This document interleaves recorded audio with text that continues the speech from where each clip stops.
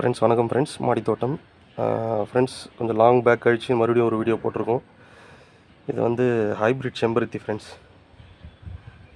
இந்த வீடியோவில் பாருங்கள். இந்த பிளான்ட் நான் வாங்கிட்டு வரும்போது நீங்கள் ஃபஸ்ட்டு ப்ரீவியஸ் வீடியோ பார்த்தீங்கன்னா தெரியும்.